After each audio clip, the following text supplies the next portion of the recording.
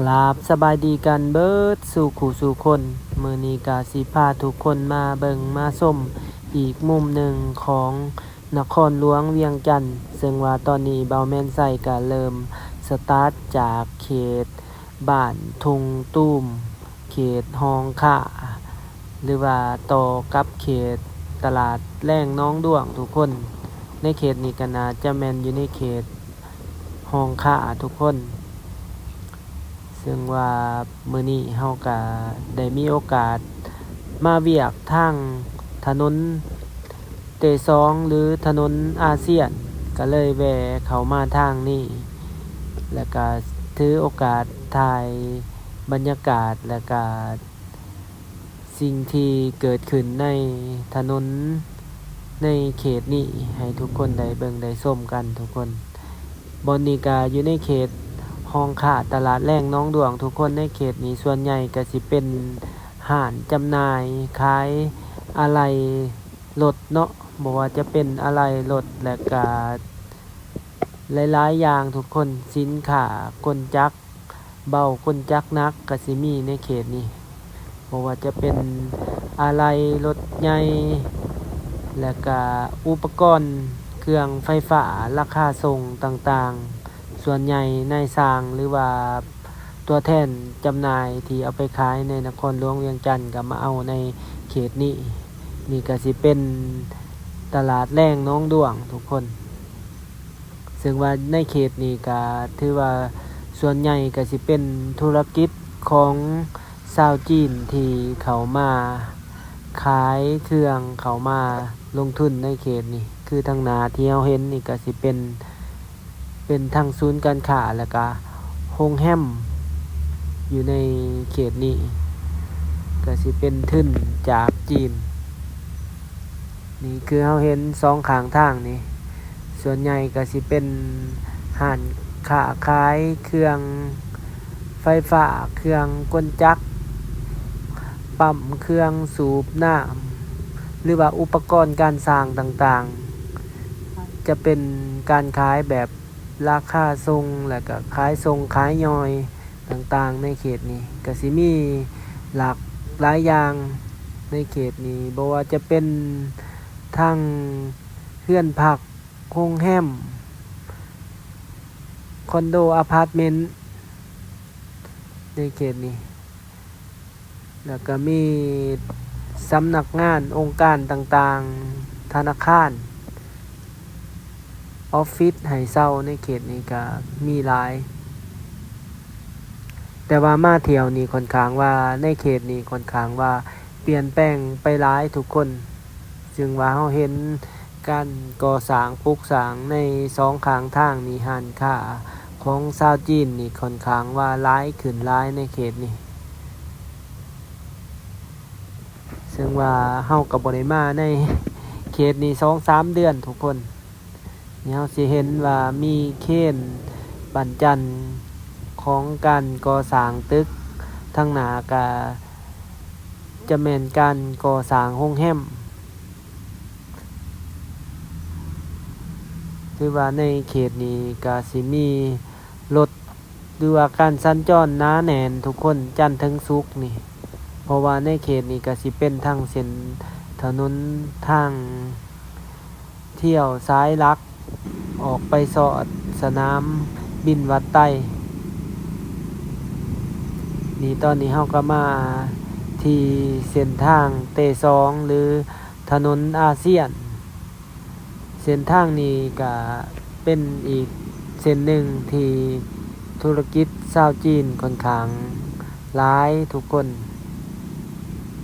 ดังที่เราเห็นในสองข้างทางนี่แหละส่วนใหญ่ก็สิมีทางป้ายภาษาจีนภาษาลาวปนเปกันหลายในเขตนี้ก็สิเป็นส่วนใหญ่ก็สิการค้าขายเครื่องอะไหล่และก็รถ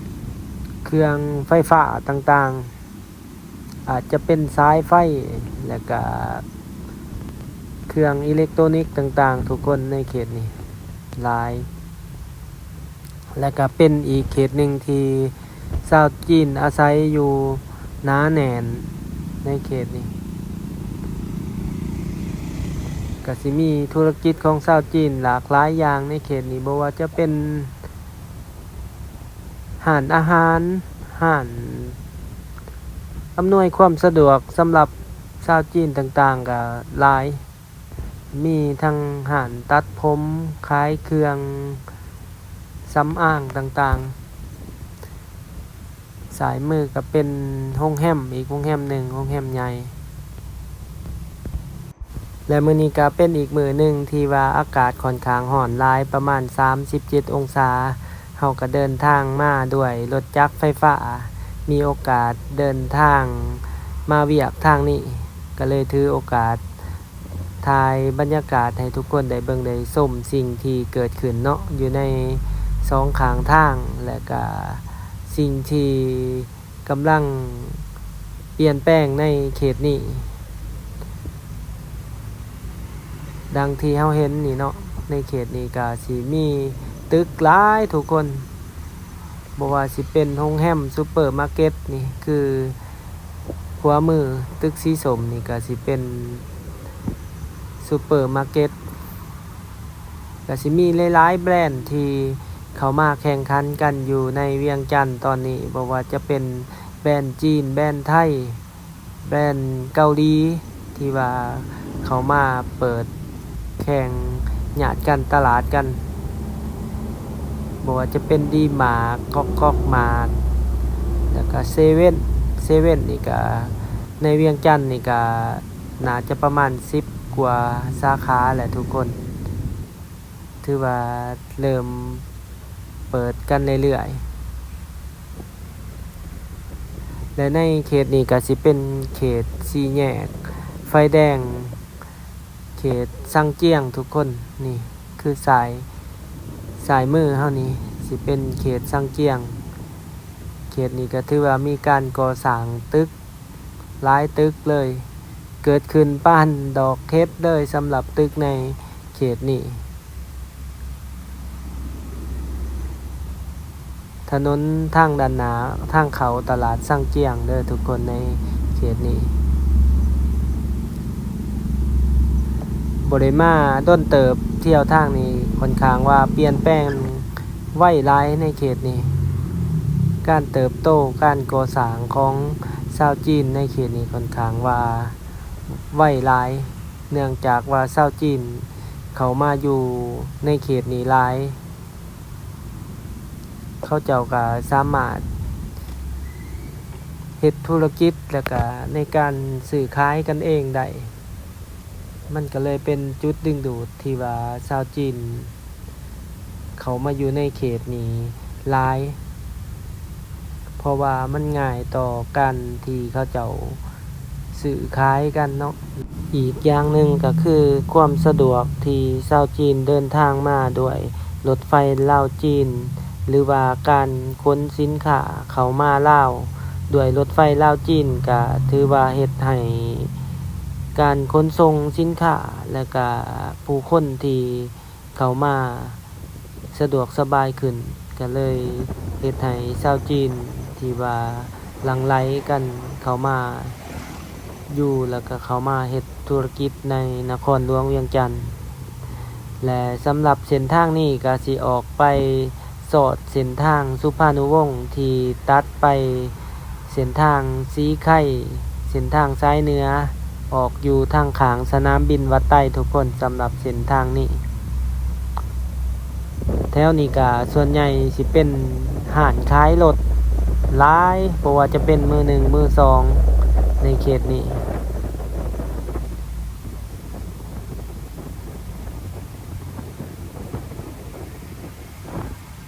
นี่เนาะขวามือเฮานี่ก็สิเป็นสนามบินวัดใต้เขตสนามบินวัดใต้ดังที่เฮาขี่รถมานี่เฮาก็สิเห็นว่าแท็กซี่หรือว่ารถตุกๆระบบการขนส่งในนครหลวงเวียงจันทน์นี่ก็ค่อนข้างว่ามีความหลากหลายเดี๋ยวนี้บ่ว่าจะเป็นการเดินทางด้วยแท็กซี่รถ2แถวหรือว่ารถตุกๆสีส้มก็เฮ็ดให้หลายๆคนมีทางเลือกกันหลายขึ้น และก็ค่าโดยสารก็มีทางเลือกกันหลายขึ้นบ่คือแต่ก่อนอาจจะเป็นการนั่งรถ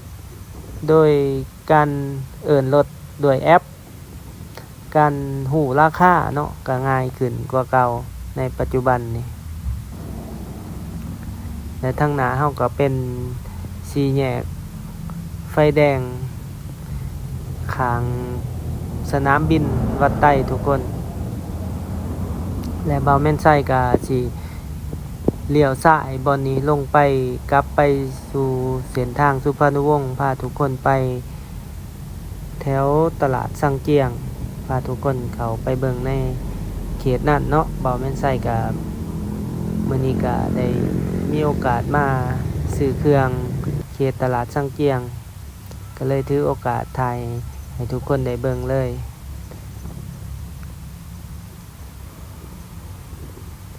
ถือว่ามาเทื่อนี้ก็ถนนเตซองหรือถนนอาเซียนที่เฮาถ่ายให้ทุกคนเบิ่งบางกี้นี่ก็ค่อนข้างว่าเปลี่ยนไปหลายเลยเนาะสำหรับร้านค้าธุรกิจต่างๆที่เกิดขึ้นที่ชาวจีนมาลงทุนค่อนข้างว่าถือว่าขยายไวขนาดและนี่ก็เป็นเส้นทางสุพรรณวงศ์ขี่ซื่อๆมุ่งขึ้นไปก็พุ่นแหละทุกคนสามารถออกไปถนนท่าเรือสำหรับเส้นทางนี้เขตนี้ก็เป็นเขตวัดไต้ทงเขตบ้านอุโมงค์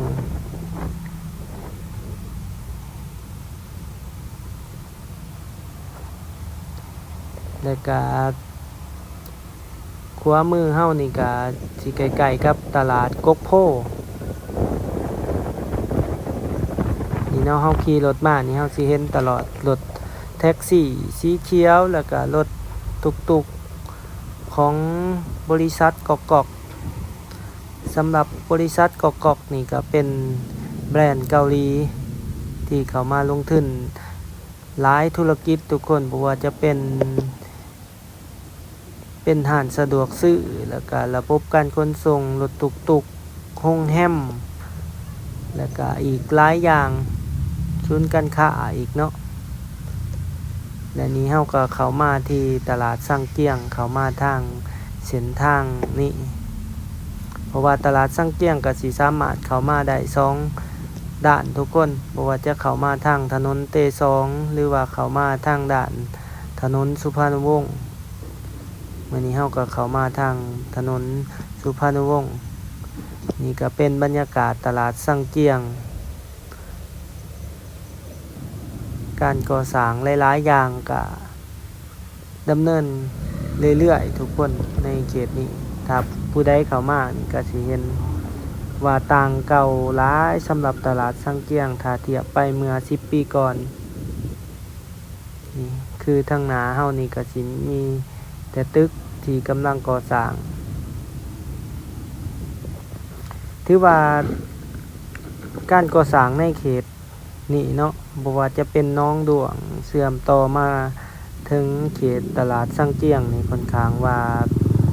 มีการก่อสร้างตึกอาคารนี่หลายถ้าสิไปเทียบกับในเขตตลาดเช้านี่ที่ว่าในเขตนี้ค่อนข้างว่ามีตึกเกิดขึ้นหลายทุกคนแต่ว่าส่วนใหญ่ก็สิเป็นทางชาวจีนเนาะที่มาเปิดธุรกิจในเขตนี้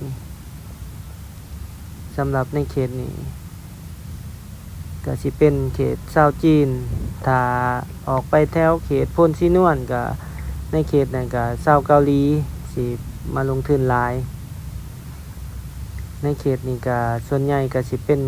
การจำหน่ายสินค้าที่มาจากจีนบ่ว่าจะเป็นเสื้อผ้าแล้วก็เครื่องอิเล็กทรอนิกส์ต่างๆจะมีทั้งขายส่งและขายย่อย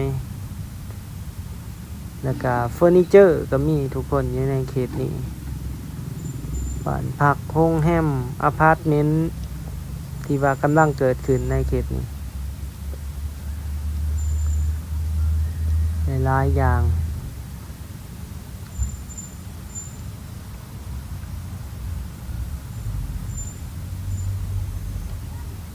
นี่ก็เป็นทางออกเนาะทางด่านถนนเตสองของทางออกทางเขาสังเกียงเฮาก็มาออกมาทางนี้แล้วก็มาทางหอมคลองน้ำนี่ทุกคนเดี๋ยวครัวเข้ามา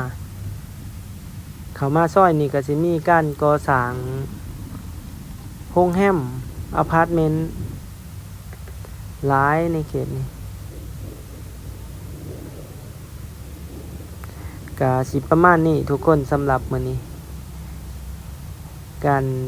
พาเบิงพาส้มอีกเขตหนึ่งมุมหนึ่งของนครหลวงเวียงจันทน์เขตนี้ก็ทาสิเว้าแล้วแต่ก็เป็นเขตชัยนาทาวน์เนาะชัยนาทาวน์ที่ว่าคนจีนอาศัยอยู่หลายและคนลาวก็มักมาเฮ็ดเวียกอยู่นี่ก็ค่อนข้างหลายก็เป็นอีกคลิปหนึ่งที่ได้พาทุกคนมาเบิงบ่ได้มาทางนี้ดนและสำหรับในคลิปนี้ก็สิมีอยู่ประมาณนี้เด้อทุกคนขอขอบมกขอบใจสำหรับผู้ใดที่เบิงคลิปนี้จนจบและตอนนี้บ่าวแม่นไส้ก็ต้องขอกล่าวคำว่าขอบใจและก็สบายดีเบิดสุขทุกคน